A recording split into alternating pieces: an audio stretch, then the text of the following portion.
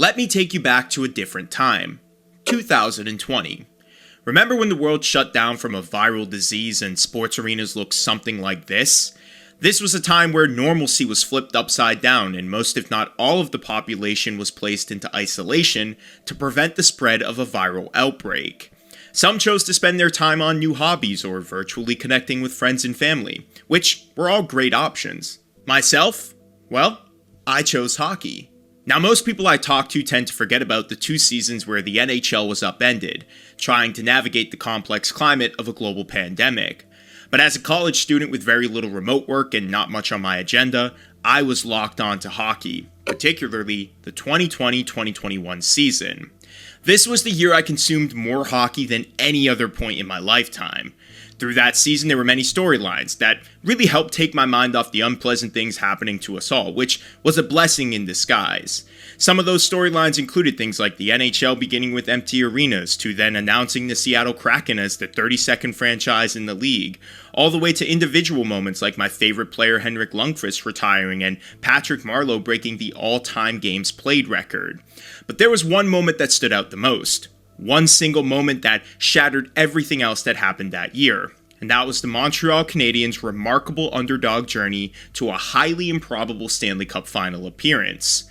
But did the Montreal Canadiens actually deserve to reach the finals that year, or were they simply a product of a league that was experiencing significant changes on the fly? Well, today, let's look back at the 2020-2021 Montreal Canadiens to determine just how good the Canadiens were on their unpredictable playoff run.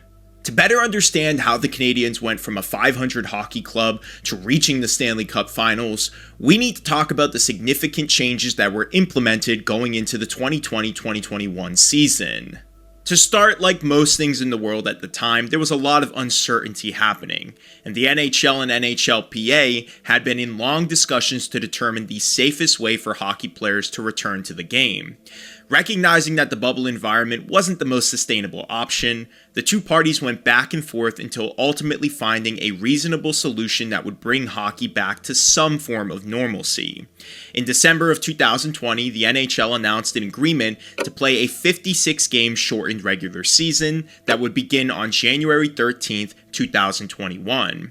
There were many changes brought about in this agreement. To start, fans were still not allowed in arenas, something that changed as the season continued to progress, with later on that year fans being welcomed back with social distancing measures. Next, the playoff format would be division-based, meaning that the top 4 teams from each group would make the playoffs regardless of conference. And really the last and most important of these changes was the restructuring of divisions. The teams were realigned into 4 new groups, and play was limited to intra-divisional games because of travel restrictions between the United States and Canada at the time. The North Division included the 7 Canada teams: the Calgary Flames, Edmontonoilers, Montreal Canadiens, Ottawa Senators, Toronto Maple Leafs, Vancouver Canucks, and Winnipeg Jets. The 24 teams based in the United States were divided into 3 divisions of 8 teams. The East Division featured the Boston Bruins, Buffalo Sabres, New Jersey Devils, New York Islanders, New York Rangers, Philadelphia Flyers, Pittsburgh Penguins, and Washington Capitals. The Central, the Carolina Hurricanes, Chicago Blackhawks, Columbus Blue Jackets, Dallas Stars, Detroit Red Wings, Florida Panthers, Nashville Predators, and Tampa Bay Lightning.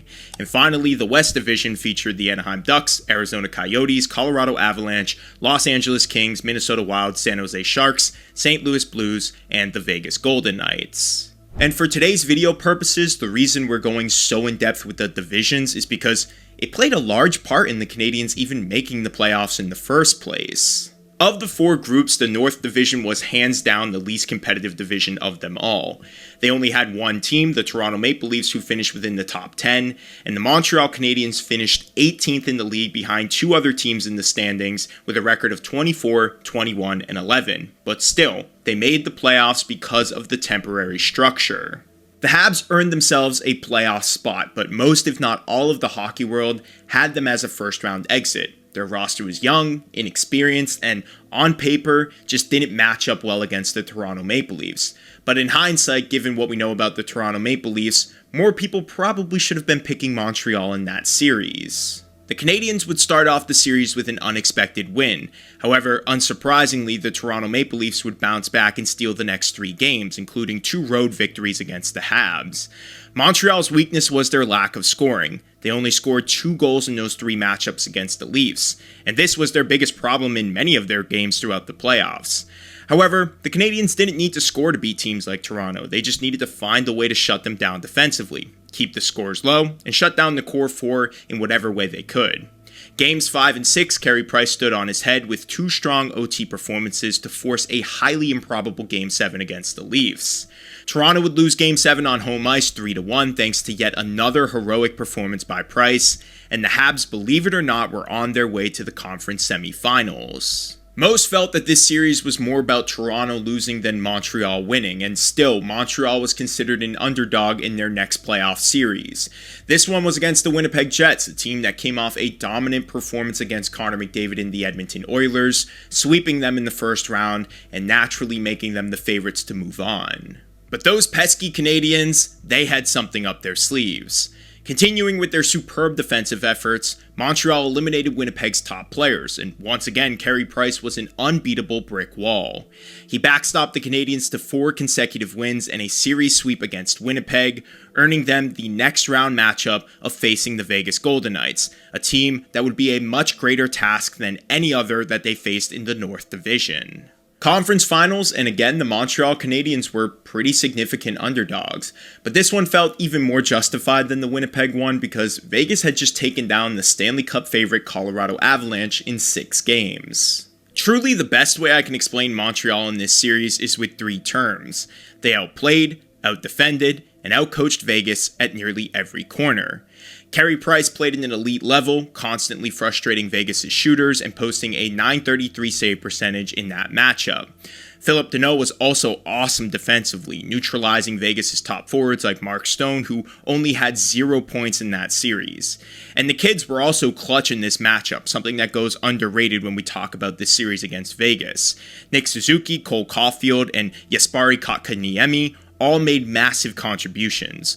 Caulfield especially shined with 4 goals in 6 games to provide Montreal with the necessary offense to beat the Knights in 6. Montreal was underestimated against their first 3 opponents. They blocked shots, clogged the neutral zone, and made life miserable for opposing offenses. This is what earned the underdog Canadiens their first trip to the finals since 1993, almost 2 decades later. Look, sports are filled with beautiful moments, and sometimes magical runs can end in the most perfect way. This was not one of those times. You see, the Canadiens were able to adapt on the fly and take advantage of their playoff matchups, playing back against their first 3 opponents. This, however, was not the case against their final test, the Tampa Bay Lightning. Tampa was deep, coming off a Stanley Cup championship the year prior, and were not exactly fan favorites based on how they manipulated the LTIR loophole that year. This essentially united every hockey fan outside of Florida to root for the underdog Habs, hoping they could somehow put an end to Tampa's reign. Unfortunately, this just isn't what happened. Montreal was outclassed in this series, and Tampa Bay would go on to win back-to-back championships, defeating the Habs in 5 games. The season was officially over for Montreal, ending in a heartbreak fashion.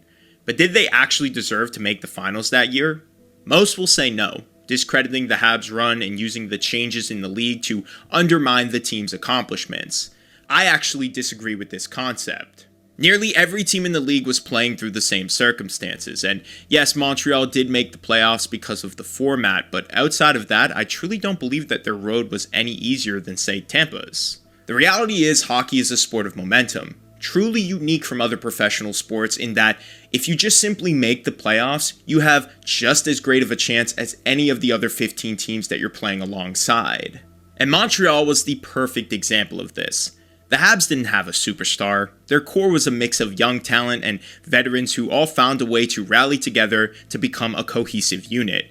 And most importantly, the efforts put forth by Carey Price demonstrated how important goaltending can be in a playoff series, how it can allow players to move around the ice more freely and attempt more offensive possessions because they know the guy between the pipes will bail them out if they need it.